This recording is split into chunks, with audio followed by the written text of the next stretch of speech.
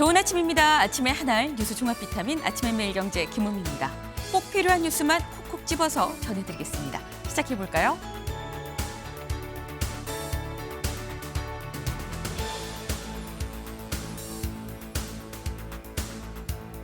네, 한국일보 일면입니다. 롯데카드 297만 명 정보 유출, 28만 명은 비번과 CVC 번호도 같이 털렸다라는 겁니다. 이 롯데카드 100만 명이 넘는 고객 정보가 유출이 된 걸로 보입니다라고 딱 이 시간 여기에서 말씀을 드렸었는데 어제 롯데카드의 발표를 보니까 100만은 물론이고 297만 명, 대략 한 3만 명 가까이의 고객 정보가 유출이 된 게 확인이 됐습니다. 특히나 그중에서 28만 명에 대해서는 이 결제할 때 최종 필요한 CVC 세 자릿수 번호까지도 다 털렸다라는 거죠. 이 얘기를 잠시 뒤에 대담으로 좀 짚어봅니다. 다음 기사 볼까요?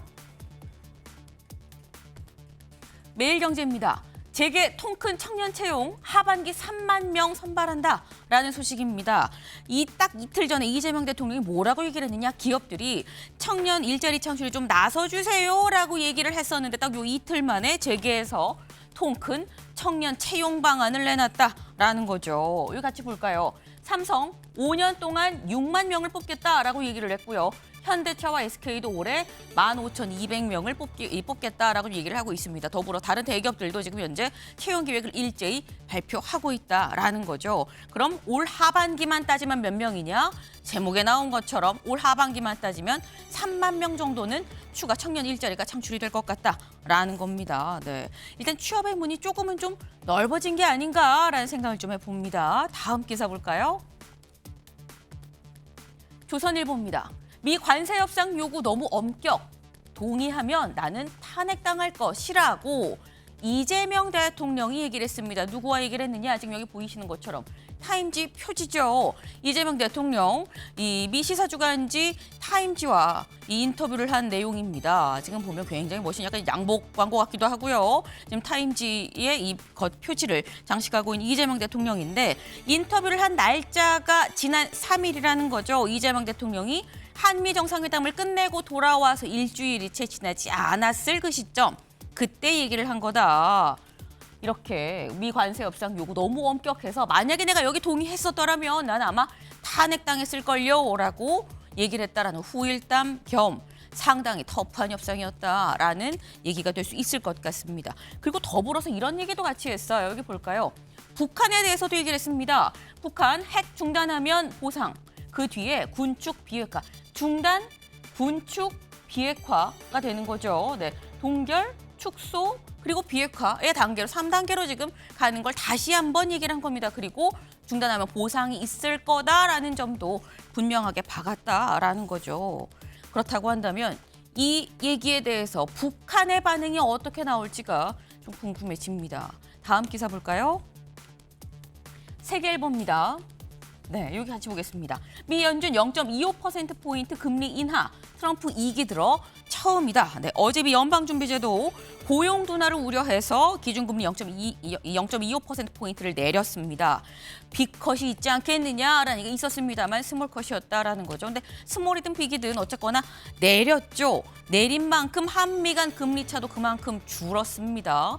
우리 입장에선 뭐 환율 상승, 자본 유출 우려 여기에 대해서는 상당히 좀 이 우려를 좀 줄일 수 있는 방안이 아니었느냐라는 얘기가 나옵니다. 한국은행은 여기에 따라서 금리를 어떻게 변동을 할지 고민하지 않을까라는 생각을 좀 해보네요. 다음 기사 보겠습니다. 국민일보입니다. 전담재판부 결국 발의, 국회 추천권 법무부로입니다. 네, 지금 사실 내란 전담재판부를 설치하니마니 위헌이니마니 논란이 지금 계속되고 있는 가운데 결국 어제 그냥 입법 발의를 했다라는 거죠. 논란이 정리되지 않은 상태에서 일단 발의부터 한 건데 근데 여기에서 지금 나와 있죠. 국회 추천권. 국회가 추천하는 거 이거 위헌 아닙니까? 라는 얘기 있었는데 여기에 대해서 그럼 국회 빼고 법무부가 추천을 하겠습니다. 라고 내용을 바꿔서 발의를 했습니다. 네. 근데 그럼 국회가 안 하고 법무부가 추천하면 그건 또 괜찮은 거냐라는 얘기가 다시 또 나오고 있습니다. 이 얘기도 잠시 뒤에 대담으로 좀 짚어보겠습니다.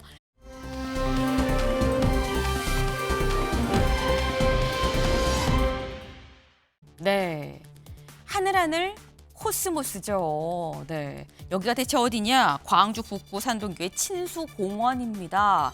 근데 이제 정말 제목하여 완연한 가을이다. 코스모스가 살랑살랑대는 가을이 왔다라는 거예요.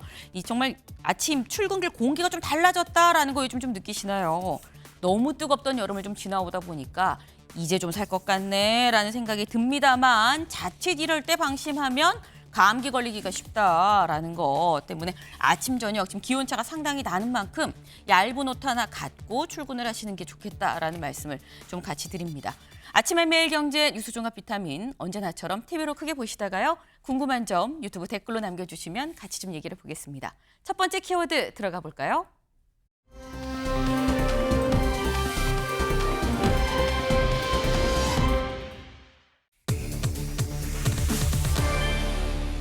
네, CVC까지 털렸다라는 거죠. 여기 보겠습니다. 롯데카드 297만 명이 털렸다. 28만 명은 비번, 비밀번호와 CVC 카드 뒤에 있는 세 자릿수 최종 결제하기 전에 번호 넣으세요라는 그 번호, CVC 번호까지 다 유출이 됐다라는 거죠. 어제 저희가 방송 중에 이게 얼마큼 털렸는지 사실 지금 가늠이 안 돼요. 오늘 오후에 있을 롯데카드의 얘기를 좀 들어봐야 됩니다라고 얘기를 했는데 어제 롯데카드에서 뭐라고 얘기했는지 일단 들어보고 오시죠. 심려를 끼쳐드려 진심으로 죄송합니다.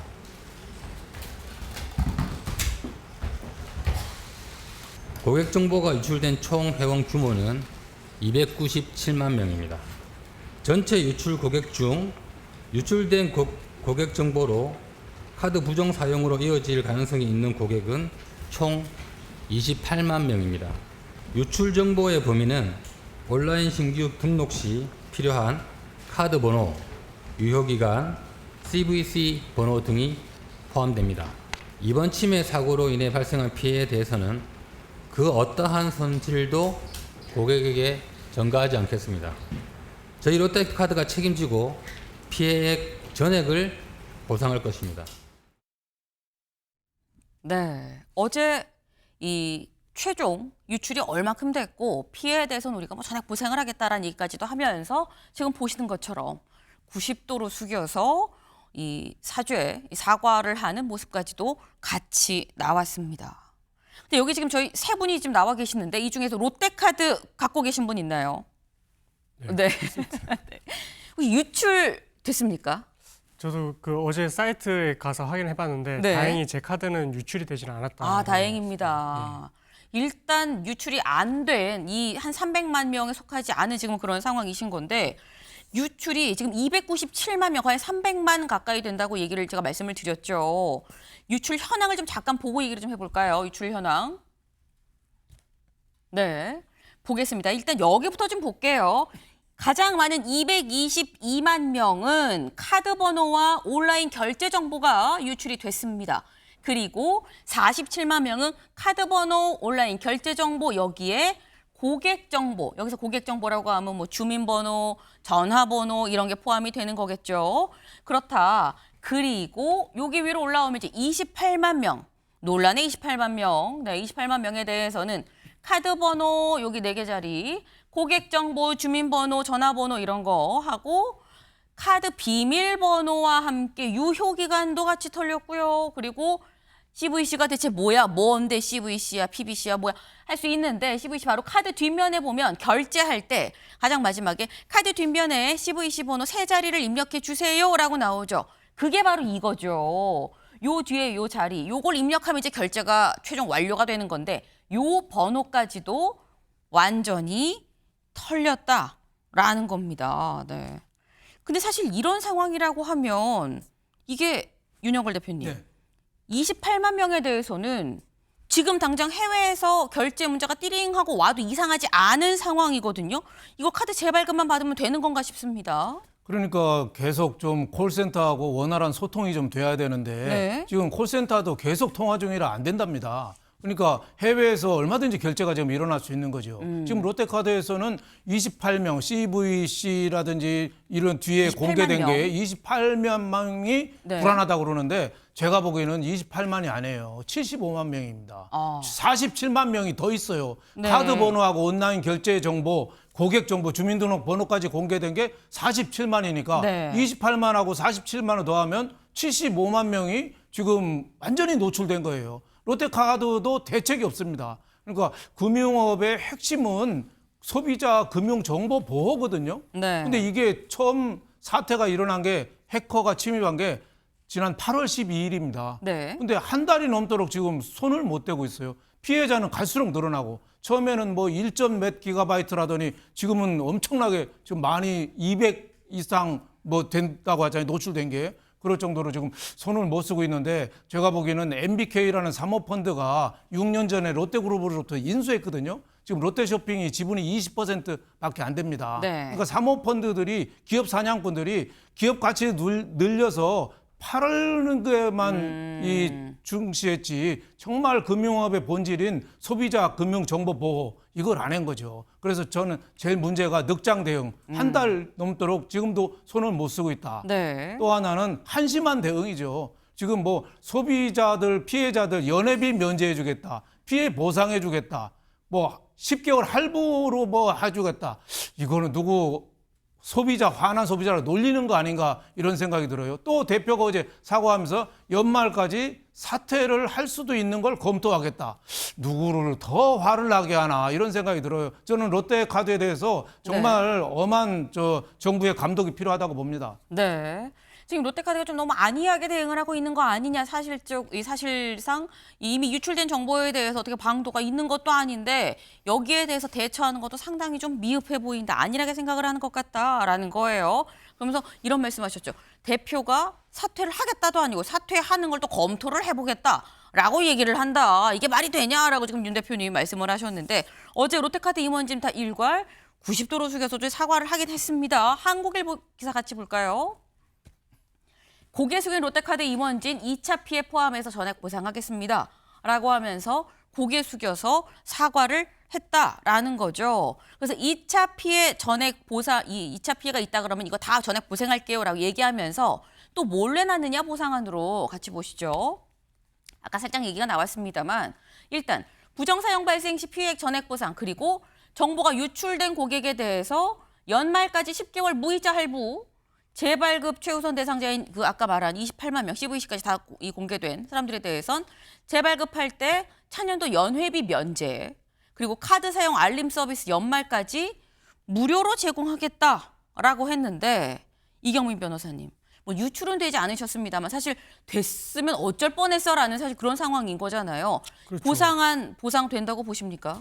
근데 사실 저걸 준다고 해서 네. 그 지금의 불안감이 해소될지도 의문이고 그리고 언제 이게 앞으로 또 이제 그런 개인정보를 이용해서 추가 범죄가 일어날지 알 수가 없는 부분이지 않습니까? 그래서 저런 걸로 뭔가 이제 소위 말하는 뭐 입막음 같은 그런 느낌인데 저게 과연 이제 합당한 조치인지도 의문이고 사실 기업 입장에서는 뭐 소비자에 대한 뭐 구제도 중요하지만 일단은 그런 시스템을 정비를 하겠다는 게 이제 우선인 것 같고요. 거기에 대해서 어쨌든 소비자들이 만족할 만한 뭔가 이제 그런 뭐 이제 피드백을 받고 이제 그런 부분에 대한 대응이 나와야지 저렇게 뭐 일괄적으로 뭐 어떻게 해주겠다라고 하는 부분이 실질적인 보상이 될 수 있을지 그런 부분도 좀 의문인 것 같습니다. 네. 지금 얘기한 이런 보상안들이 실질적인 보상이 될 수 있을지 자체가 좀 의문이다라고 했는데 사실 여기 보면 최 교수님, 최찬일 교수님 보면 여기에요. 재발급 시 차년도 연회비 면제. 연회비 면제는 보통 카드 발급하세요. 연회비 면제해드립니다라고 할 때 마케팅 할 때 하는 얘기가 아닌가라는 생각이 들고 저 어제 그런 댓글 봤거든요. 10개월 무이자 할부입니다. 아니 그럼 정보 유출됐는데 더 쓰란 얘기야? 뭐 이런 얘기를 제가 봤는데 어떻게 보십니까? 저도 어제 언뜻 저 기사를 봤는데 네. 전 좀 황당한 얘기 같더라고요. 이번 상황을 이게 처리하는데 전혀 맞지 않는 보상안인 것 같아요. 아니 무이자 할부라는 이게 또 물건을 사라는 얘기 아닙니까? 롯데카드로. 어떻게 저런 걸 보상 아니라고 내놓는지 이해가 안 가요. 연회비 면제도 마찬가지고. 전 너냐 우리 항상 듣는 얘기예요. 카드 저기 사라고 카드 이제 발급 받으라고 하면서 듣는 얘기들인데 저기 참 걱정이 지금 롯데카드만 저런 일이 있을까? 하나카드, 우리카드 뭐 카드가 많잖아요. 삼성카드, 네. 현대카드 뭐 카드가 엄청나게 많은 걸로 알고 있는데 다른 카드사는 다 괜찮은 건지 지난번에 이거하고는 좀 다르겠습니다만 그 통신사 이동통신사 번호당 유출돼서 해킹돼서 난리가 났었잖아요. 네. 이런 것들에서 이게 아무리 보안을 하고 그런다 하더라도 자꾸 뚫리고 해킹이 되고 이러는 건데 털리고 이러는 건데 말이죠. 이게 우리나라가 이른바 IT 강국이라고 그러는데 뭐 이거야 우리나라만의 문제는 아닐 겁니다만 저걸 총체적으로 정부 차원에서 국가 차원에서 관리가 필요할 것 같아요. 다시 한번 돌아보고 앞으로 지금 저 롯데카드의 저런 대책은 전혀 의미가 없어요. 뭐 전혀라고 말하기까지는 아니겠습니다만 저게 이 털린 피해자들 얼마나 불안하겠어요 지금. 네. 아까 피해자들이 해외에서 갑자기 뭐가 와도 하나도 이상한 게 아니다라고 말씀하셨는데 네. 주민등록번호하고 털려요. CVC까지 또 다 유출됐고 비밀번호, 주민등록번호 이거 완전히 자기 자신이 노출된 거거든요. 아무리 현대사회라는 게 이른바 원형 감옥에 의해서 감시된 사회를 하더라도 당장은 나의 어떤 개인적인 경제적인 문제가 다 털리는 거라서 저건 이번에 차제 여러 개 자꾸만 저런 게 나오니까 국가적인 차원에서 대체로 완전한 어떤 대책이 필요하다고 생각합니다. 네. 지금 굉장히 또 중요한 말씀을 해주셨어요. 국가적인 차원의 대책이 좀 필요하다. 아니 불과 며칠 전에 또 털렸다고 그러더니 또 털리고 8월에만 벌써 4번째야. 4월에도 있었고 6월에도 있었고 7월에도 있었고 어떻게 되는 거야? 라는 생각하시는 분들 꽤 있을 것 같습니다. 그러니까 이게 결국 국가적인 차원에서 직접 좀 나서서 뭔가 방안이 마련돼야 되는 거 아니냐라는 건데 근데 사실 이게 아까 이런 말씀하셨어요. 이게 사실 뭐 대안이 없는 상황 아니냐라고 하셨는데 일각에서는 과징금이 한 800억 될 거다라는 얘기가 지금 나옵니다. 근데 이 변호사님 지금 유출된 사람들이 297만이거든요. 손해배상을 청구를 한다고 치면 집단소송 들어간다 그러면 10,000원씩만 청구해도 297억. 3만 원씩 청구하면 과징금보다 더 나올 수도 있는 거 아닙니까? 그렇죠. 그렇긴 한데 사실 이제 재판부 입장에서도 좀 곤란할 거예요. 왜냐면은 이게 기업에도 또 어떻게 보면 눈치를 보지 않을 수가 없는 부분이기도 하거든요. 네. 그래서 현실적으로 청구를 한다고 했을 때 기업에서 이제 그동안의 시스템을 어떻게 정비를 해왔는지 그러니까 이 부분에 있어서는 뭐 이제 그 이동통신사 같은 경우에 사실 해커가 이제 그 개입이 되어 있었기 때문에 네. 그 이동통신사의 온전한 책임을 물을 수 없었던 상황이기는 하고 이 롯데카드 같은 경우는 사실 어떻게 이제 했는지는 모르겠지만 그 보안 관련해서 어쨌든 카드사에서 할 수 있는 최소한의 조치를 취했다라고 하면 또 그 정도의 어떻게 보면은 이제 그 부분은 이제 뭐 카드사 입장에서도 어느 정도 이제 할 수 있는 범위까지는 충당을 했다라고 해가지고 그 책임을 또 이제 좀 제한을 할 수도 있거든요. 네. 그래서 이게 뭐 말씀하시는 그 뭐 소비자들이 얼마 청구한다고 해서 전부 다 인정이 될 것 같지는 않고 아마 재판부 입장에서도 그런 부분 시스템이 어느 정도 정비가 되어 있었는지까지 고려를 해서 네. 책임을 조금 제한할 가능성도 있지 않을까. 그래서 아마 징벌적 손해배상이라는 거를 조금 하려고 한다. 그렇게 이제 이야기가 나오고 있는 것 같습니다. 네. 사실 이게 뭐 완전히 다 지금 조사가 끝난 건 아닙니다. 때문에 롯데카드 입장에서는 한다고 최선으로 다 했는데도 불구하고 뭐가 있었다라고 한다면 만약에 법정으로 간다 그러면 그 부분이 좀 참작이 되지 않겠느냐. 재판부도 그런 점을 좀 고려를 할 수 있다라고 말씀을 하셨는데 사실 손해배상도 손해배상인데 이미 정보는 유출이 됐죠. 근데 사실 지금 시점에서 가장 우려되는 건 지금 이렇게 나왔는데 며칠 뒤에 알고 보니까 더 있었네요. 라는 얘기가 나올까 봐 그게 더 걱정된다. 반복되는 이런 일들 정말 이젠 끝내야 되지 않나라는 생각을 좀 해봅니다. 다음 키워드 넘어가 볼까요?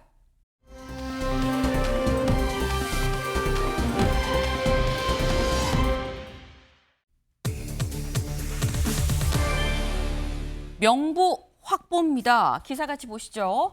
특검, 국힘당원 DB 데이터베이스 업체에 압수수색 집행했다. 그래서 명부를 확보했다는 거죠. 네, 어제 이 국민의힘의 당사 그리고 국민의힘의 당원 명부를 관리하는 이 당원 명부 데이터베이스를 관리하는 해당 업체에 특검이 지금 압수수색에 나섰습니다. 네, 어떤 상황이었었는지 지금 영상으로 확인해 보시죠.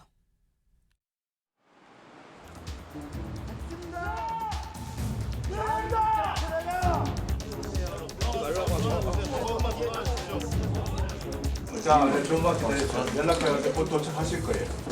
통보 받은 사람 데려가 시간을 알려주셔야 저희가 기다리니까. 통보 받은 사람 데려가니 그 사람 압수수색 대상이가? 전혀 아니잖아요. 지금.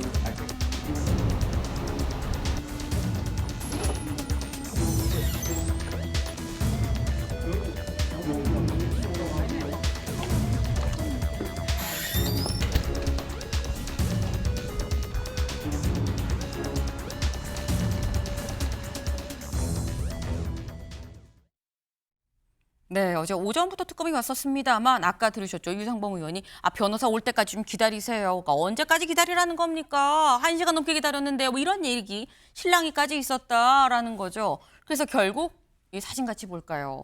국민의힘 측의 변호사 그리고 특검 측 같이 만나서 얘기를 하고 결국 영장을 제시하고 들어가겠다라고 하였으나 사실 당사에는 들어가기가 쉽지 않았다는 얘기가 있어요. 하지만 제가 말씀드렸죠. 당사에만 특검이 갔었던 건 아니다.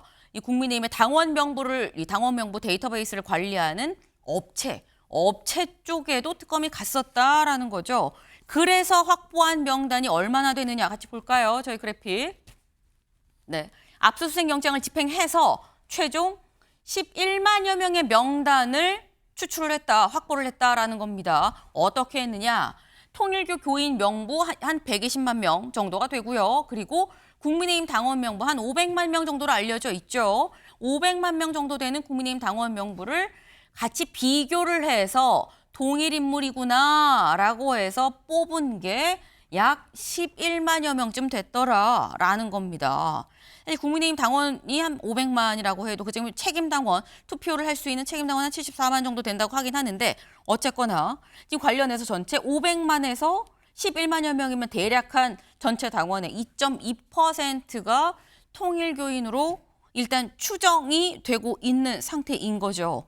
근데 윤영걸 대표님, 또 이 11만 명이 동명인이 있을 수도 있어요. 나는 그 기문이 아닌데요. 난 이 기문인데요. 할 수도 있는 거거든요.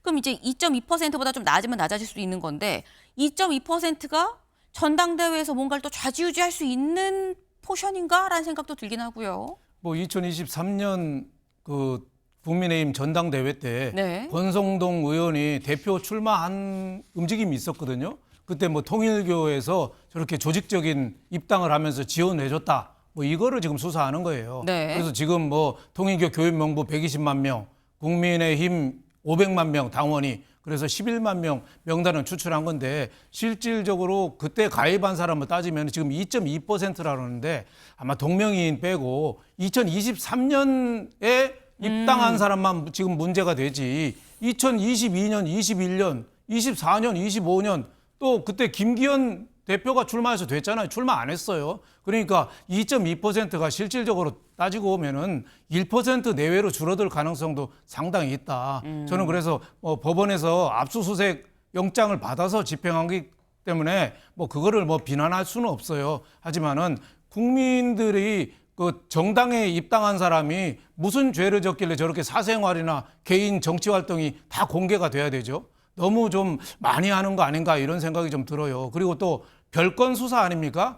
김건희 특검이면은 김건희 관련된 수사가 중심이 돼야 되는데 네. 지금 구속된 사람 13명 중에 김건희 특검 절반이 다 별건 수사예요. 이것도 권성동 의원 수사하다가 여기까지 온 거거든요. 그래서 검찰이 영장을 받아서 하는 거기 때문에 비난할 수는 없지만은 좀 김건희 특검이 특히 3대 특검 중에서 김건희 특검이 조금 과잉 수사를 하는 거 아닌가. 정당 활동의 자유 이거를 너무 억누르는 거 아닌가. 저는 이런 걱정이 좀 듭니다. 네. 지금 윤 대표님 얘기는 아니 2023년 전당대회 그 시기에 통일교인이 대거 들어왔는지 여부가 중심인 건데 왜 그 시기가 아니라 전체를 그냥 다 비교해서 하는 거냐. 이거 너무 과하게 압수수색을 통해서 확보하는 거 아니겠느냐라는 말씀을 하셨어요. 근데 사실 또 이런 생각이 드는 게 최천일 교수님, 윤 대표님 말씀을 지금 들어보면 이런 거거든요. 나는 통일교 신자인데 내가 정치 성향이 보수다. 그래서 내가 10년 전부터 국민의힘 당원이다. 그럼 나는 이 11만 명에 좀 들어가는 거냐, 나도 문제가 있는 거냐라고 얘기를 할 수도 있긴 합니다. 더 정교한 수사가 필요하긴 해요. 네. 그런 이제 우려가 사실 뭐 일리가 있는 이제 비판이기도 하고 우려이기도 하고 그런데 이제 이 사건의 본질은 이 정당 정치를 훼손할 수 있는 거예요. 이 과잉 수사라고 볼 수 있겠습니다만 관점에 따라서 정당 정치를 완전 왜곡시킬 수 있죠. 이 지금 왜냐하면 전당대회를 통해서 당 대표를 선출하는 건데 그럼 당심과 민심을 이제 같이 결합해서 네. 하잖아요. 당심이 꽤 비중이 높아요. 그러니까 저게 사실 결국은 이제 전당대회 대표를 선출하는데 결정적인 요인이 안 된다 하더라도 설령 그렇다 하더라도 특정인을 당선시키기 위해서 특정 종교와 어떤 여러 가지 뭐 현안에 대한 청탁 이런 게 오고 가고 암묵적으로 이런 것들이 있으면서 당원을 조직적으로 당원 입당시켰다.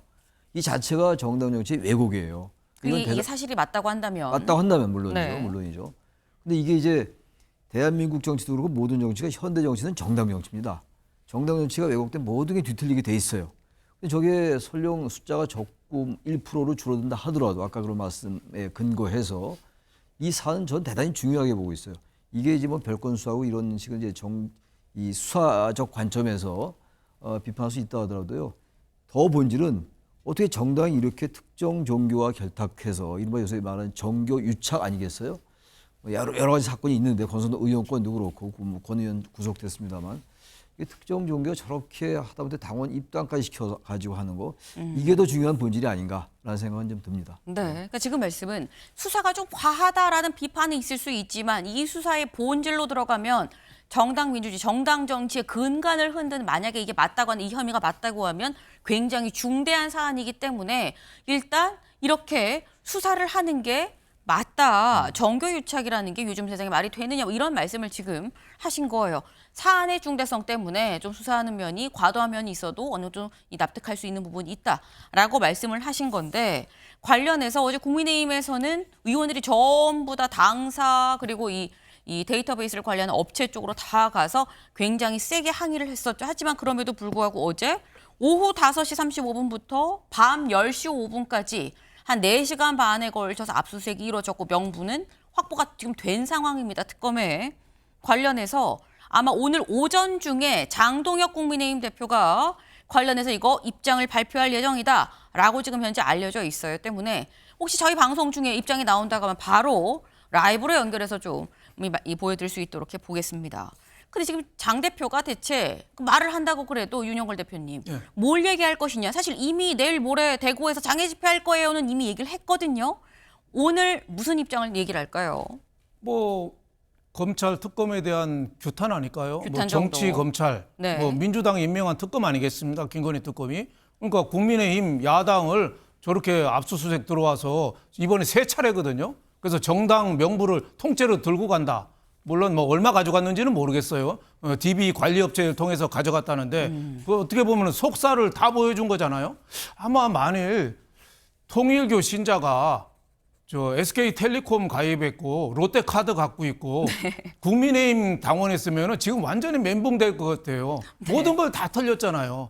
그래서 저는 뭐 권성동 의원을 지원하기 위해서 통일교가 동원됐다면 뭐 수사해서 관련자 처벌하는 게 맞지만 제1야당인데 그거를 통째로 명부까지 3차례 시도해서 들고 가는 거는 너무 정당 정치에 대한 과도한 수사 아닌가. 또 가입자 당원에 대한 개인의 정치적인 자유 또 노출될 수도 있잖아요. 또 회사에서도 알 수도 있고 조직 윗사람도 알 수도 있고 공무원일 수도 있고 그러니까 그런 거는 어느 정도 좀 지켜주는 게 좋지 않겠느냐 이런 생각을 했습니다. 네, 사실 국민의힘에서는 당원 명부는 우리 당의 알파요 오메가인데 이걸 어떻게 보여주느냐라고 굉장히 거세게 이 항의 반발을 했었죠. 하지만 그럼에도 불구하고 지금 이제 당원 명부가 이 특검이 확보를 한 상황입니다.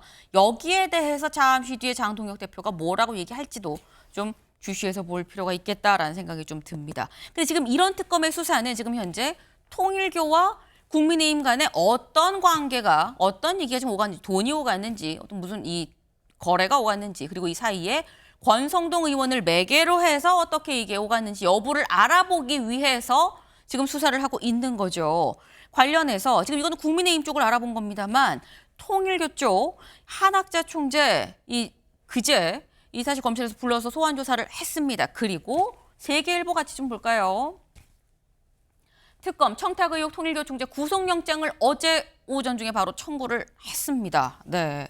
지금 현재 여기 나와 있죠. 내주 월요일, 다음 주 월요일에 바로 영장 실질 심사가 있을 예정이다. 20일에 이 구속기로에 한학자 총재가 좀 놓이게 된다라는 거예요. 근데 사실 여기에 대해서 이경민 변호사님, 한학자 총재가 뭐 3번 불응을 했다고 하긴 하지만 어쨌거나 자진해서 나왔어요. 일정을 조율을 하지 않고 나온 게 더 논란이 되긴 합니다만 나왔고 진술을 거부하지 않고 다 얘기를 했습니다. 근데 조사 끝나고 가서 한 반나절이 됐나 싶어서 바로 영장을 쳤거든요. 이건 특검을 지금 무슨 생각을 하고 있는 거냐라고 봐야 되는 겁니까? 특검 입장에서는 지금 이제 입장을 들어봤을 때 네. 만약에 사실관계를 인정을 했다면 뭐 영장까지는 청구를 안 했을 수도 있을 것 같습니다. 근데 이제 대부분 이제 부인을 했기 때문에 그렇다면 이제 증거인멸의 우려가 앞으로도 존재한다 이렇게 이제 보기 때문에 뭐 영장을 청구를 해볼 필요성이 있다라고 지금 판단을 했던 것이고 네. 무엇보다 지금 관련해서 증거들이 좀 많이 나왔다 이렇게 조금 생각을 해볼 수 있는 대목인 것도 같습니다. 아하. 왜냐하면 윤용호 전 세계본부장이 지금 진술을 이 구체적이고 일관성 있게 했던 부분이 권성동 의원이 구속되는 데 있어서도 결정적인 영향을 또 미쳤던 부분도 맞고요. 네. 그리고 어쨌든 그 부분에 있어서도 지금 어쨌든 뭐 초영교 윗선에서 본인은 지시를 받고 이렇게 행동을 했다라고 했기 때문에 본인의 어떻게 보면 초영교 교인의 일탈이라고 이제 한학자 총재는 주장을 했지만 그 주장보다는 윤용호 전 세계본부장의 진술이 더 이제 신빙성이 있다라고 지금 보고 있는 것이거든요. 그래서 그런 측면에서 봤을 때는 어느 정도 관련된 객관적 증거들까지도 확보가 되어 있어서 네. 아마 추가적으로 지금 불구속 상태로 둔다면 앞으로의 수사에 있어서도 뭐 협조를 좀 덜 할 수도 있고 그리고 이제 나머지 관련자들하고도 말을 맞출 가능성이 있다 보니까 네. 일단은 신병을 확보해야 될 필요성이 있다 이렇게 좀 판단을 한 것 같습니다. 네. 일단 불러서 얘기를 들어봤는데 우리가 증거를 이만큼 갖고 있는데 근데 계속 부인을 한다? 그러니 안 되겠다. 여기서 그냥 구속하지 않고 놔두면 증거인멸할 수도 있겠다라는 생각을 특검이 한 거 아니겠느냐라는 지금 그런 말씀이에요. 근데 이 검찰 조사에서 한학자 총재 권성동 의원한테 1억 줬습니까? 주라고 지시했어요라는 여기에 대해서 이렇게 얘기를 했다고 합니다. 다음 기사 볼까요? 한학자 권성동의 세뱃돈 줘. 넥타이 받았다는 권성동 의원의 주장과 배치가 된다라는 거죠. 여기 좀 같이 볼까요? 네. 밑줄입니다. 한 총재는 17일 서울 종로구에 있는 특검 사무실로 나와 9시간가량 조사를 받으면서 권 의원과 2차례 만난 사실은 인정한 것으로 전해졌다. 다만 한 총재는 권 의원한테 소에게 세뱃돈은 줬다며 거에게 불법 정치 자금을 제공한 건 아니다라고 얘기를 했다라는 거예요. 네. 지금 현재 논란이 되고 있는 부분이 이거죠. 권성동 의원이 2022년 2월에서 3월경쯤에 통일교 이 본부로 직접 찾아가서 한학자 총재를 만나고 해서 큰절을 하고 쇼핑백을 받아왔다.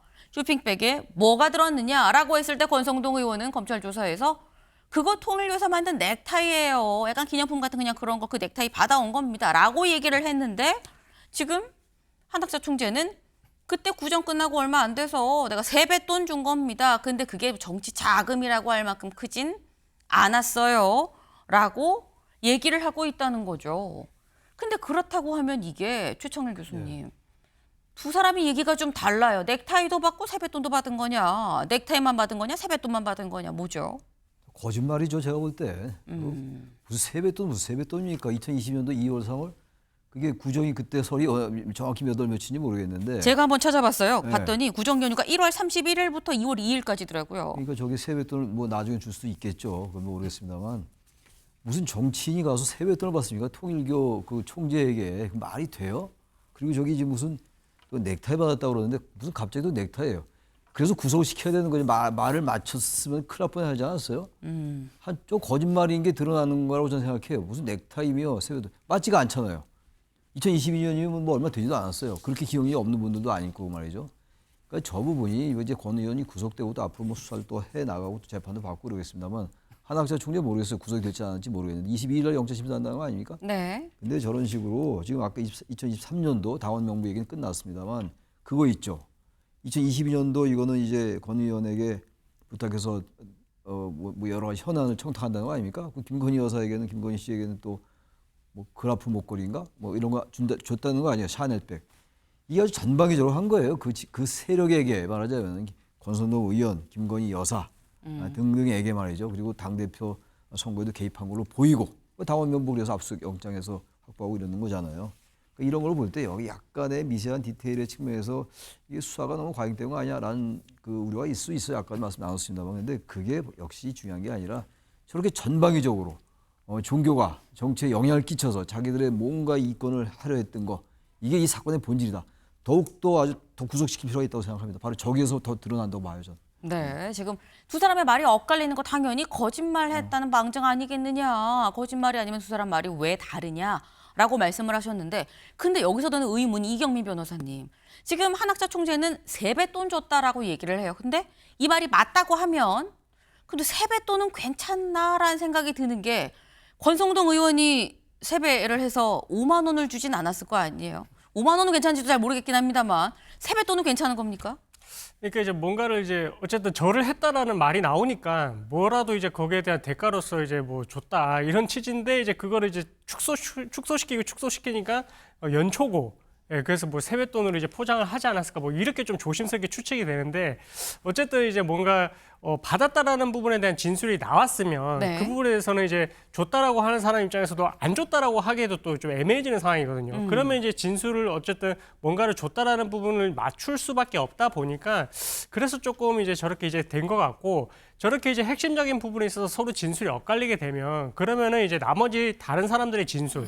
그래서 아까 말씀드린 부분이 이제 뭐 윤영호 전 세계본부장의 진술. 그래서 네. 이제 그때 당시에 뭐 현금을 받아갔다라는 그런 내용의 진술이 나왔기 때문에 그래서 특검 입장에서도 한학자 총재를 계속해서 이제 소환 조사를 하려고 했었던 부분이고 계속 통일교 쪽으로 이렇게 수사가 가는 이유도 계속 증거가 나오고 있기 때문에 그런 겁니다. 뭐 문자라든지 사진이라든지 제3자의 진술이 나오니까 이게 국민의힘하고도 관련이 있는 부분이 있는 게 아니냐. 그래서 정치자금 관련해서도 이제 불법 정치자금이 제공된 게 아니냐. 이런 부분이 계속해서 이제 뭐 파헤쳐 볼 필요성이 있다 보니까 계속해서 수사를 이어가는 것이고 그래서 지금 단계에서는 그런 필요성이 있기 때문에 수사를 하는 것이지 아무것도 없이 그냥 뭐 야당에 대한 탄압을 하기 위한 그런 취지는 아니라고 좀 보이거든요. 그래서 저런 부분도 이제 진술이 맞지 않는 부분은 어쨌든 제3자의 진술이 신빙성이 높으면 그 부분을 좀 참고를 해야 되지 않을까 이렇게 좀 추측이 됩니다. 네, 일단 세뱃돈이라고 말을 하는 게 뭔가 받았다고 하긴 하니까 쇼핑백을 갖고 간 거는 본 사람이 있으니까 뭘 말을 맞추려고 하다 보니 세뱃돈 얘기가 좀 나온 게 아니겠느냐라는 말씀인데 세뱃돈도 금액에 따라서 청탁금지법이나 뭐 김영란법에 따라서 좀 걸릴 수도 있어요. 근데 이것도 사실 세뱃돈도 금액이 얼마냐라는 부분도 궁금해지는 대목입니다. 네.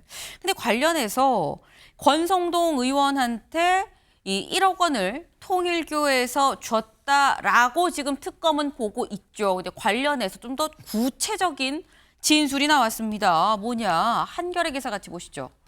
권성동이 준 통일교 1억 절반이면 5천만 원이겠죠. 5천만 원엔 임금 왕자가 표기가 돼 있었다라는 거죠. 한학자 총재 구속영장이다. 구속영장이 좀 청구가 됐다라는 건데 요길 좀 같이 보겠습니다. 한겨레 취재를 종합하면 윤 전 본부장은 2022년 1월 5일 서울 여의도의 한 중식당에서 종이 상자에 담긴 관봉권 형태의 현금 1억 원을 권 의원한테 전달했다. 당시 1억은 5천만 원씩 두 묶음, 5천만 원씩 관봉권 두 묶음으로 나뉘어져 있었고 각각 다른 색의 비단 보자기로 포장이 됐고 다 놀이개가 달려 있었다. 이 중 하나는 임금을 뜻하는 왕자가 자수로 되어 있었다라는 거예요. 네. 근데 그렇다면 사실 이 왕자 하면 또 저희가 기억나는 부분이 없잖아 있긴 해요. 윤석열 전 대통령 토론하다가 왕자가 노출돼서 또 논란이 된 적이 또 있기도 있었었는데 근데 이 왕자가 뭐 연관이 돼 있는지는 알 수 없습니다만 어쨌거나 윤영걸 대표님. 예.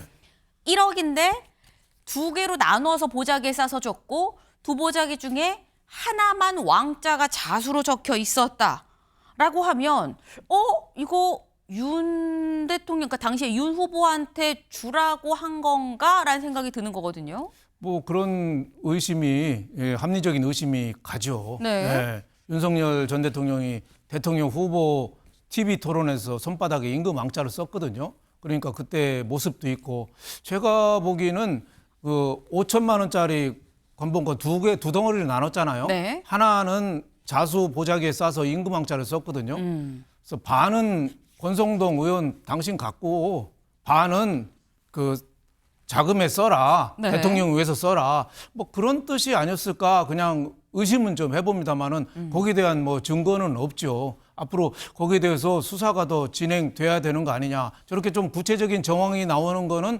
권성동 의원한테는 좀 불리할 수도 있죠. 조금 전에 나온 세뱃돈 줬다라고 하는 거는 이건 별개입니다. 네. 한학자 총재가 바로 세뱃돈을 줬다는 거는 그건 뭐 사회적 통념이나 또 반대 급부가 있었느냐, 거래 관계가 있었느냐 갖고 판단을 해야 되고. 시일도 다르죠 지금. 그렇죠. 요거는 네. 이제 세계 본부장 본부장이. 윤영호를 통해서 그 63빌딩인가요? 거기서 줬는데 5천만 원짜리 2개가 나뉘어서 있는데 하나는 왕자가 써 있더라. 구체적인 정황 증거가 자꾸 나오고 있는 거죠. 네. 지금 일단 여기에 대해서는 이런 진술이 있었습니다만 이게 맞는지 여부는 지금 추가로 지금 특검이 수사를 하고 있는 부분이겠죠. 오늘 오후 2시에도 권성동 의원 또 이 특검 이 조사가 예정이 돼 있습니다. 여기서 권 의원이 뭐라고 얘기를 할 것이냐 여부도 좀 주목이 되네요.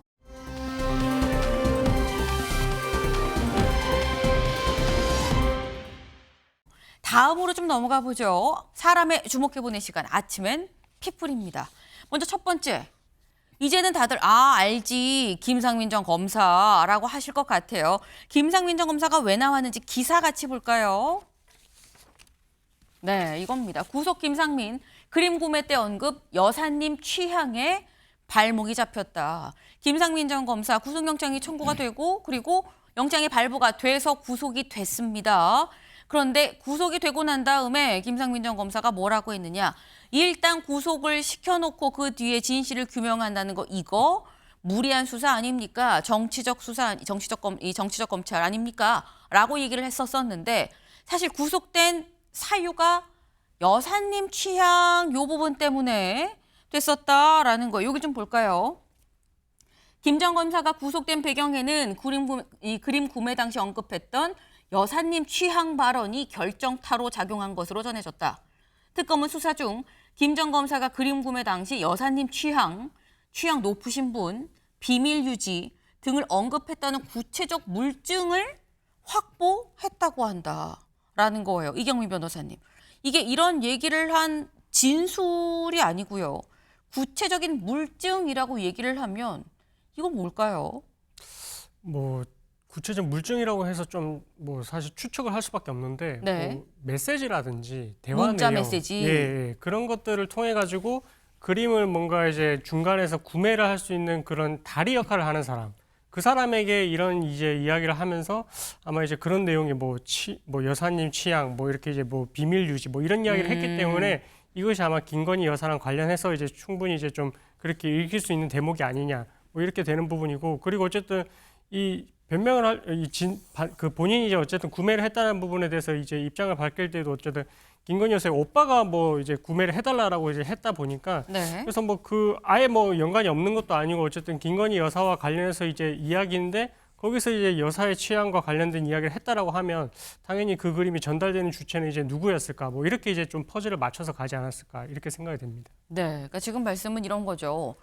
그림을 그냥 대신 김 여사 오빠 김윤우 씨의 돈을 받아서 대리로 사주기만 하는 거라 그러면 왜 굳이 그림을 가질 당사자도 아닌 김건희 여사의 취향에 맞춰서 그림을 샀어야 됐다는 얘기냐.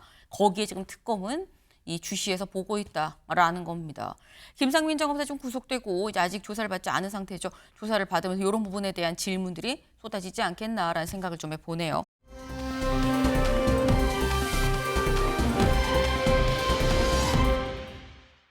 두 번째 인물 가봅니다. 두 번째 인물. 조금 전 얘기를 했는데 여사님 취향 얘기했는데 김건희 여사죠. 김건희 여사가 왜 나왔느냐. 같이 볼까요? 네.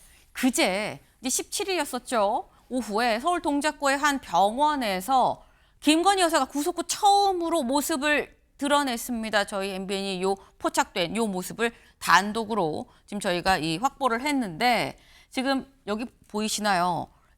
보시면 나 지금 찍고 있는 건가? 라고 살짝 돌아보는 모습도 지금 보여요. 직접 영상으로 좀 확인해 보시죠.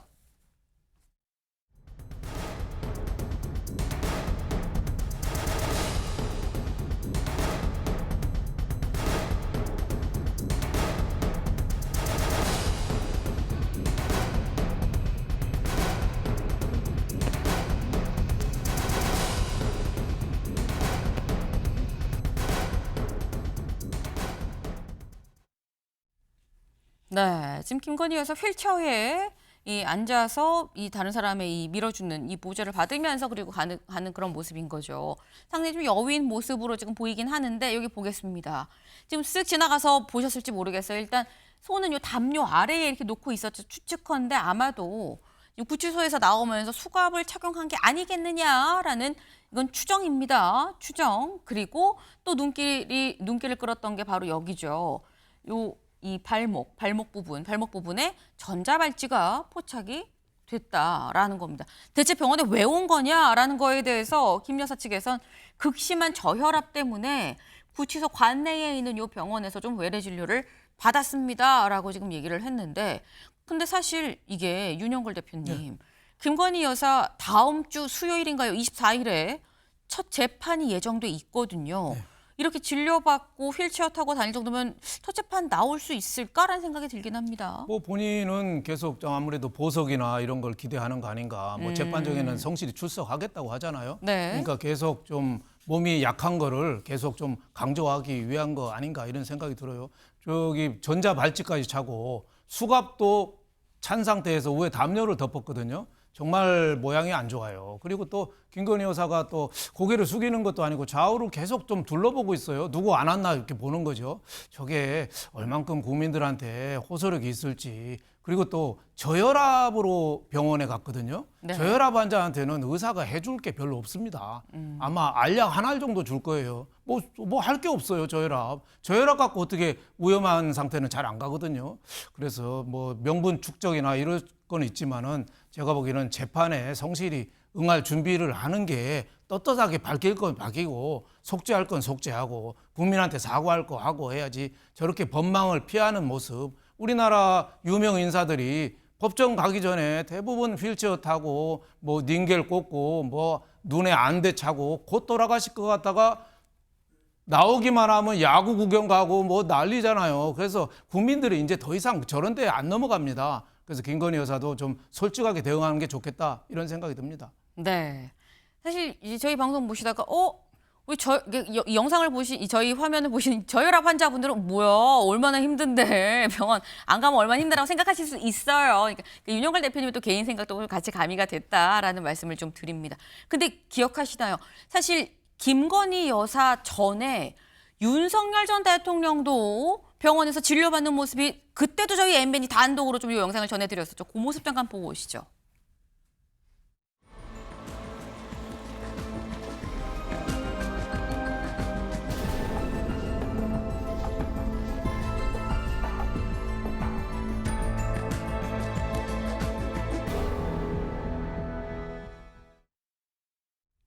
네.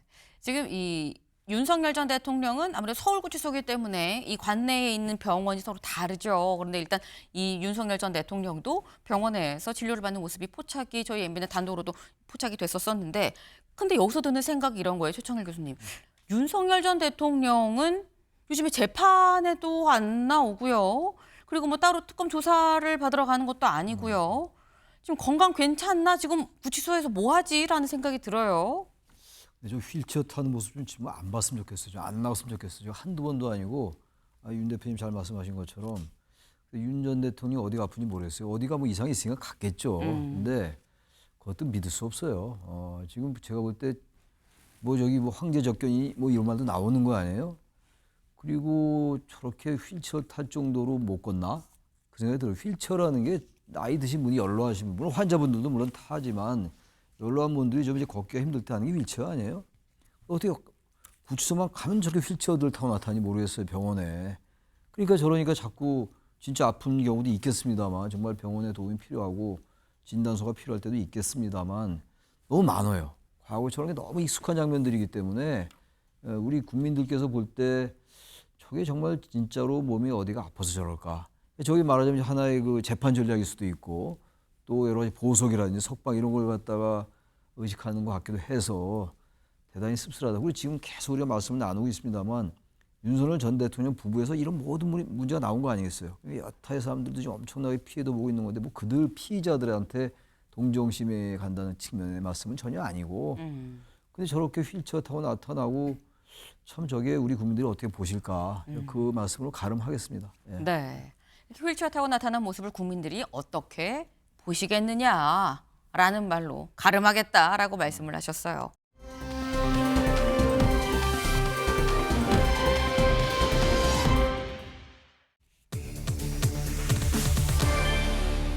AI 목소리 이 키워드가 왜 나왔느냐 기사 같이 보시죠. 국회에서 튼 조희대 한덕수 회동설 음성 파일 변조했을 가능성이 있다라는 얘기가 나옵니다. 어제 한번 쫙 돌았던 게 그 음성, 그 녹취 파일 그거 사실 AI가 만들어서 읽은 거예요라는 얘기가 나왔었죠. 그래서 관련해서 국민의힘의 박민영 대변인 지금 이렇게 얘기를 했습니다. 같이 보시죠. 네. 유튜브발 AI 음성을 제보자 녹취록이라고 들고 와서 대법원장 사퇴까지 요구하는 거 이거 말이 안 되는 거 아닙니까? 라고 얘기를 했어요. 그런데 처음에 이 녹취가 나왔었던 유튜브의 이 대표가 뭐라고 얘기를 했느냐? 그거 우리가 5월 방송 중에 튼 건데 그 첩보원 녹취는 그거 AI 아닙니다. 진짜 녹취인 거고 음성 변조를 했을 뿐이에요. 라고 얘기를 했어요. 그리고 다시 기사로 좀 돌아가 보죠. 그리고 이 정천수 대표가 뭐라고 얘기를 했느냐. 조선일보와 직접 통화도 했어요. 본지 통화에서 그 제보자의 이 사인 회동설 얘기는 자기가 누군가한테 들었다고 하는 전원이고 직접 목격한 게 아니기 때문에 확인이 안 된다라고 얘기를 했다라는 겁니다. 근데 여기에 대해서 확인은 안 되지만 또 가짜는 아니다라는 취지이기도 해요. 여기서 보면 서 의원, 서영교 의원도 이걸 사실 5월에 이 상임위에서 지금 얘기를 했었죠. 어제 뭐라고 얘기했었느냐. 보수 정권 쪽 민정에서 일한 인사가 제보자다라고 제보자에 대해서 살짝 좀 힌트를 좀 줬습니다. 근데 이 얘기를 들으면 여기서는 녹취 자체가 좀 AI인 것 같은데 라고 얘기를 하고 있고요. 이게 뭐 확인은 할 수 없고 전원이긴 해요. 나한테 한 제보자도 누구한테 들었대요. 라고 얘기를 하고 서영교 의원은 근데 그 제보자가 들었다고 말한 사람은 또 보수 정권 민정에서 일한 사람이에요. 라고 얘기를 하고 있는 거죠. 이게 윤영걸 대표님 누구 말이 맞는 거냐. 진짜 이 제보가 실존하는 거냐라는 겁니다. 저는 뭐 믿기가 좀 어려워요. 청담동 그 술자리 의혹 있잖아요. 예, 윤석열 대통령하고 그 한동훈 장관하고 30여 명 변호사들이 청담동에서 술 먹었다. 가짜로 법원에서 판결로 밝혀졌잖아요. 그거하고 지금 가는 모습이 지금 비슷하다. 팩트가 없고 증거도 없고 논리가 없어요. 정천수 열린공감 대표가 처음에는 뭐 제보 받았다고 전원의 제보를 받았다고 본인이 네. 직접 제보 받은 것 아니고 그리고 또 뭐 AI로 또 변조했다고 하는데 그것도 경쟁 그 회사 사람은 또 그렇게 하잖아요. 정천수 대표 열린공감 TV 대표가 본인의 목소리로 2번 변조했다. 그러니까 그건 주장을 저거는 하는 거죠. 그렇죠. 네. 3류 유튜버하고 4류 정치인들이 합작품이에요. 그래서 정치판으로 저 사법을 정치판으로 몰고 와서 대법원을 좀 쥐락펴락하겠다. 어제 그 3대 특검 저 전담 재판부 신설 법안 나왔잖아요. 네. 그러니까 계속 조희대 대법원장을 몰고 가겠다는 거죠. 계속 4인 회동 그 윤석열 대통령 해임 이후에 회동 행계에 그게 뭐 사실이라는 것도 지금 전혀 안 나오고 있잖아요. 전혀 또 조희대 대법원장이 아니라고 하니까 이번에는 또 민주당에서 그러잖아요. 아니라고 하는 발표를 그렇게 빨리 하냐. 예? 여태까지는 파기환송심을 이재명 대통령 선거법 파기환송심을 왜 이렇게 빨리 했냐고 하다가 이번에는 자기 변명을 이렇게 빨리 하냐. 자꾸 움직이다가 어제 정청래 대표는 뭐라고 그러냐면은 다시 얘기하잖아요. 떳떳하면은 특검 수사를 받아라. 특검 수사를 어떻게 자기가 받고 싶다고 받습니까? 특검에서 불러야죠. 특검은 또 건수가 사유가 돼야지 부를 거 아닙니까? 그러니까 지나가는 사람한테 너 사람 죽였지 하고 억울하면 너 수사받아. 이거랑 똑같아요. 도대체 무슨 근거가 있는지 우리나라 정치 수준이 어떻게 저렇게 4류, 5류로 떨어졌는지 저거는 발설자들 끝까지 찾아가지고 엄히 처벌해야 됩니다. 그리고 네. 유튜버 이런 쪽은 천문학적인 그 손해배상까지 물려야 된다고 저는 생각합니다. 네, 지금 말씀 중에 오늘 말씀이 살짝 좀 수위가 좀 높았어요. 네, 뭐 3류 유튜브, 4류 정치인 말씀하셨는데 또 개인적인 의견임을 거듭 좀 말씀을 좀 드립니다. 네, 근데 아무튼 굉장히 좀 약간 화가 나셨어요. 이게 너무 좀 앞뒤가 안 맞는 이런 얘기들 그냥 좀 누구 건너서 한 얘기를 이거를 제보라고 해서 갖고 오는 게 이게 맞는 거냐? 건너의 제보를 또 받아서 국회의원이 또 얘기를 하는 건 맞는 거냐라는 취지의 지금 그런 말씀을 지금 하셨는데 정청래 대표 얘기도 살짝 하셨죠. 정청래 대표 목소리 잠깐 들어보고 오겠습니다. 억울하시면 저는 특검에서 당당하게 출석해서 수사를 받고 본인이 명백하다는 것을 밝혀주면 될 일이 아닌가라고 저는 조언을 드립니다. 네. 지금 정청래 대표 이렇게 얘기를 하죠. 대법원장 억울하면 수사 받으시라라고 얘기를 했습니다. 근데 여기에 대해서 최창렬 교수님, 조금 전에 윤영걸 대표님의 표현을 빌리자면 이렇게 말씀을 하셨어요. 지나가는 사람한테 너 사람 죽였지? 억울하면 수사받아. 라고 말하는 거랑 뭐가 다르냐라고 말씀을 또 하셨거든요. 그렇게 비유도 가능할 것 같기도 해요. 사실 뭐 의혹이 제기되면 수사받는 경우가 많이 있어요. 그 청담동 술자리도 결국 의혹으로 제기됐다가 재판까지 간 거 아니었겠어요? 근데 이 상황은 말이죠. 의혹이 제기됐으니까 우리가 뭐 당신 그 꼭 만났다는 거 아니다. 의혹이 이렇게 나왔다. 제보가 있었으니 수사 받으시오. 이런 얘기로 해석할 수 있는데 네. 이 사안이 근데 앞뒤 정황이 맥락이 간단치가 않아요. 이게 대법원장이죠. 상대가 일단 대법원장이에요. 그리고 지금 이제 그 사법부 독립과 관련돼 있는 것이고 또 하나가 이제 내란 전담 재판부 관련돼 있고 사법 개혁과 관련돼 있어요. 그런 맥락에서 나온 것 같아요. 제가 볼 때. 나온 거죠. 나온 것 같은 게 아니라. 근데 이제 5월 달에 서영교 의원이 상임위에서 문제 제기했었고 4개월 정도 지나고 나서 다시 이제 그 부승찬 의원이 대정부 질문에서 이 말을 한 건데 그렇죠. 이게 지금 그 4개월 동안에 뭐가 이 업그레이드된 이 근거가 별로 없다고요. 그럼 4개월이 지났으면은 일반 국민들이 볼 때 정말 의혹이 저게 사실일 수 있겠네라는 게 나와야 되는데 저도 모르겠어요. 어느 말이 사실인지 모르겠으나 기본적으로 4월 4일 날 윤석열 전 대통령이 파면됐잖아요. 탄핵되고 헌재에서 4월 7일인지 뭐 이렇게 만났다는 거 아닙니까 지금? 근데 그 사흘 며칠 후인데 근데 그때 당시 대법원장 그리고 당시 권한대행 한덕수 전 총리가 그때 권한대행이었잖아요. 그리고 정상명 전 검찰총장 그리고 네. 또 김아무개 씨, 김모 씨, 김건희 씨의 뭐 어머니의 측근이라는 분. 네. 근데 그 그림이 좀 상상이 좀 안 가요. 저도 이 추측이고 유추인데 네. 사실이 뭐고 진실이 뭔지 모르겠으나 만약에 제가 그 자리에 갔을까요? 전 도저히 상상이 안 가고 대법원장이라는 분이 네. 한덕수 총리도 마찬가지고 그리고 그분들은 뭐 일면식이 없다는데 뭐 그 사람들 많이 많은지 모르겠다고 치고 근데 이런 말 했다는 거 아닙니까? 이른바 이재명 사건이 대법원에 넘어오면 내가 어쨌든 알아서 하겠다는 취지로 얘기했다라고 지금 전언이 되고 있는 거예요. 네. 근데 그런 얘기 할 수 있어요? 대법원장이? 이게 상식이라는 게 있잖아요. 근데 모르죠. 사람의 속을 알 수 없으니까. 그것도 제가 단정은 못 하겠습니다만 기본적으로 저게 상당히 너무 이렇게 앞뒤 얽혀 있는 게 일반인들이 볼 때 저거 좀 말이 좀 안 되네라는 게 있어요. 근데 그런 의혹까지 수사를 막을 수 있냐 이런 얘기예요. 아까 말씀처럼 특검이 인지된 수사할 수 있으니까 할 수 있어요. 일단 특검 수사 대상은 일단 포함이 안 돼 있긴 한데 그렇더라도 정말로 의혹이 사실 것 같으면 수사할 수 있겠죠. 근데 과연 저게 앞으로 탄력을 받을 수 있을까? 지금 민주당도 약간 수그러진 입장이에요. 그건 개인의 의견이지 민주당의 전체적인 의견이 아니다. 뭐 이렇게 약간 후퇴하는 것 같아요. 지금 보니까 뭐 대통령실에서 뭐 이건 일절 거치는 얘기하지 않겠다고 그랬는데 이게 또 나온 거예요. 네. 제가 볼 때 이거는 민주당이 좀 과한 면이 없지 않다라고 저는 느껴요. 어떤 게 사실인지 모르겠다는 제가 전제를 계속 달면서 드리는 말씀인데 네. 이렇게 하면 이게 프레임이 바뀌어 버려요. 내란 진실, 내란 척결 이런 것들이 본질임에도 불구하고 이게 여야 간에 완전 이 문제로 프레임이 바뀌면 국민의힘에게 어떻게 보면 면접을 줄 수가 있다고요. 민주당도 그래서 전략적으로 저건 좋은 방법이 아닌 것 같습니다. 제가 볼 때.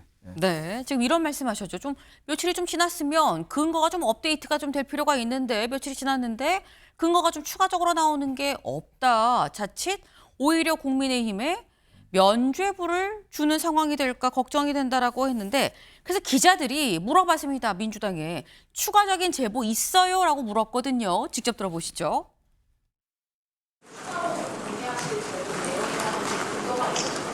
대정부 질의에서 부승찬 의원이 의혹을 제기한 것이기 때문에 추가적인 제보가 있는지 여부에 대해서는 저희가 지금 아직까지는 추가 제보가 있는지 또는 그거를 할지 말지에 대한 것이 아직까지는 확인된 건 없다라는 말씀을 좀 드리고요.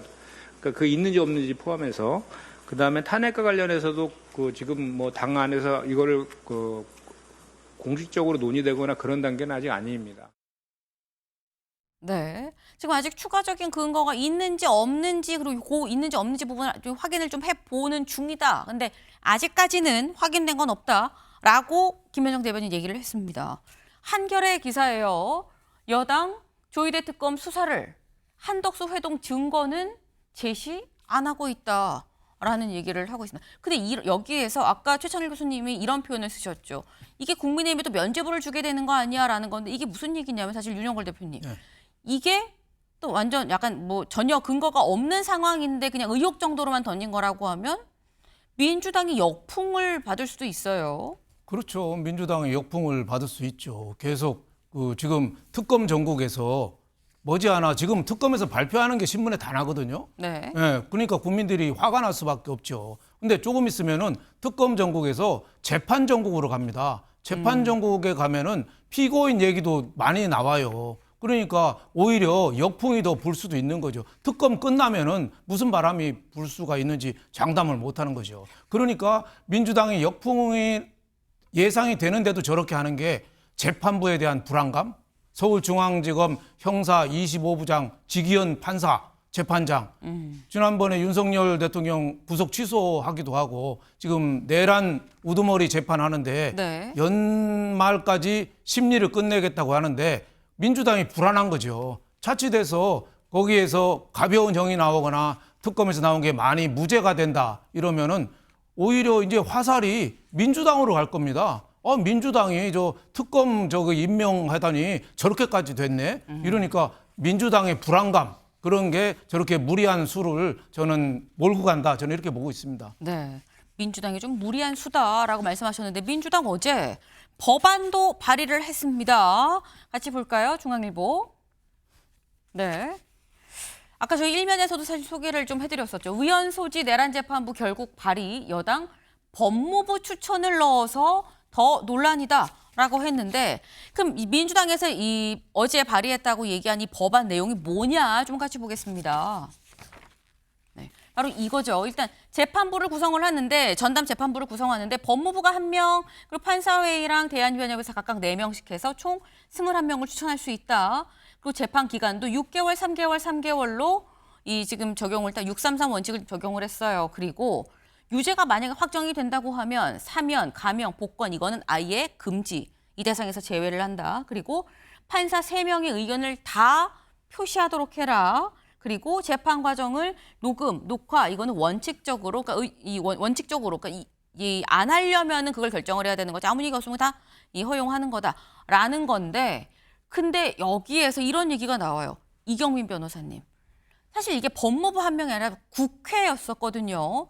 근데 국회가 아니라 법무부가 추천을 한다는 건데 이거는 또 괜찮냐라는 거예요. 근데 이제 법무부가 이제 또 어떻게 보면 검사를 이 지휘를 하는 그런 기관이잖아요. 뭐 어떻게 보면 기소하는 이제, 기소청이죠. 그렇죠. 수사와 이제 어쨌든 기소를 담당하는 이제 검사를 관할하는 이제 법무부에서 이제 저걸 맡았다라고 하게 되면 또 저 부분이 어떻게 보면은 우리가 이제 뭐 법관의 독립이라든지 이런 부분을 침해하는 거 아니냐 뭐 이런 이야기가 나올 수 있고 어떻게 보면 국회에서 추천하는 것보다도 더 공정성이 있어서 문제가 제기가 될 수도 있는 부분이거든요. 그래서 뭐 이 내란 전담 재판부를 구성을 한다라는 이 법안을 발의를 하게 되면 문제가 되는 게 지금 재판을 빠르게 하기 위해서 이렇게 하겠다라는 취지로 말을 했지만 네. 위헌적인 소지가 있게 되면 이게 결국은 이제 헌재 위헌법률 재판 신청이 들어가고 그렇게 되면은 이제 헌재에서 결정이 나기까지 재판이 또 아예 중단되는 상태가 돼버리게 됩니다. 그러면 더 길어지게 되는 문제가 되거든요. 그래서 저 입법안을 발의를 할 때에도 위헌적인 소지가 있다라면은 애초에 그런 부분들을 아예 문제 제기를 하지 않는 게 나을 수도 있다. 만약에 재판이 길어지는 게 정말 싫어서 저 내란 전담 재판부를 신설을 하고자 한다면은 네. 그래서 그런 부분도 있기 때문에 이 법관들을 구성하는 부분에 있어서도 사실은 이제 문제가 될 수 있어가지고 저런 위헌적인 소지는 좀 차단을 해야 될 것 같습니다. 네. 이건 오히려 국회보다 법무부가 추천인으로 들어가는 게 더 위험할 수 있다. 그리고 이게 더 시간이 오래 걸릴 수도 있어요. 라는 말씀을 지금 하셨는데 법안이 발의가 됐기 때문에 안에서 논의를 통해서 좀 바뀔 수도 있는 부분이 있겠죠. 좀 지켜볼 대목입니다. 근데 일단 여기에 대해서 어제 법원도 마침 이 법안 발의한 날 뭘 했냐. 경향신문 일면 같이 볼까요? 법원 내란 재판부에 일반 사건 담당 판사 1명을 추가로 배치했습니다. 속도 낼게요. 1명 더 추가해서 인원 더 넣어서 더 하겠습니다. 빨리빨리 좀 하겠습니다. 라고 얘기를 한 거죠. 법원의 이런 움직임이 민주당의 지금 이 불도저 같은 이 추진력에 변화를 줄 것이냐 말 것이냐 여부가 좀 주목이 됩니다.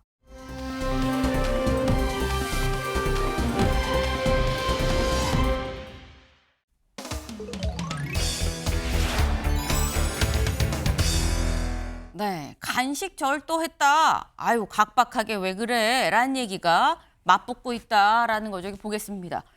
회사 초코파이 먹었다고 재판. 판사, 각박하게 일해야 하나라는 거예요. 사안을 좀 일단 보겠습니다. 전북 완주군의 한 물류회사의 협력업체 직원이 지난해 1월 18일 새벽 4시 6분에 원청인 물류회사의 사무실 냉장고에 있던 450원짜리 초코파이, 600원짜리 커스터드를 꺼내 먹었습니다. 이 사실이 회사 관계자의 신고로 드러나서 절도 혐의로 기소가 됐다. 그래서 검찰은 사안을 경미하게 보고 약식 기소했지만 김 씨는 무죄를 다투겠다며 정식 재판을 청구했다라는 겁니다. 네. 그러니까 이게 지금 약식 기소로 사실 끝날 수도 있는 거긴 합니다만 이 기소된 사람 입장에서는 나 너무 억울해요. 내 이거 재판 좀 해주세요. 라는 거예요. 1심은 지금 벌금 5만 원이 나오긴 했는데 근데 이게 이경민 변호사님 이런 재판 혹시 맡아보신 적 있을까요? 아니요, 저기 이제 수임료를 받게 되면 총액이 배보다 1,050원인데. 네, 배보다 배꼽이 더 커지는 사건이라서 사실 네. 맡아본 적은 없습니다. 네. 이런 걸 사실 변호사 생활 하시면서도 잘 맡기가 쉽지 않다라는 건데 여기서 드는 생각이 그런 거예요. 윤영걸 대표님.